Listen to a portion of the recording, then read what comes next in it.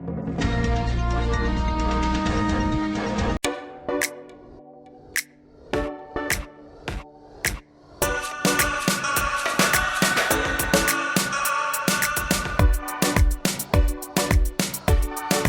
transformasi wanita sebelum dan sesudah mengenal skincare viral di media sosial.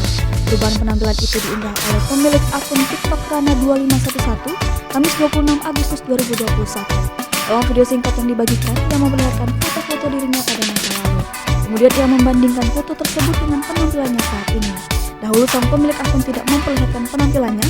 Dalam foto-foto masa lalu, ia tidak pernah menggunakan make up. Ia hanya berfoto dengan wajah polos yang tidak dirias. Sampai itu tubuhnya pada zaman dulu tampak lebih besar jika dibandingkan dengan tubuhnya saat ini.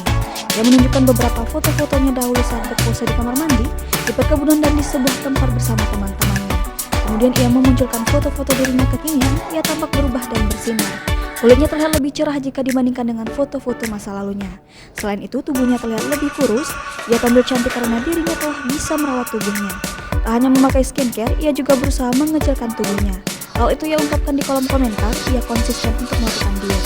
Melihat video itu, warganet memberikan komentar pujian. Beberapa di antara mereka bahkan berpendapat sang pemilik akun mirip dengan aktris kenamaan Indonesia yaitu Zara.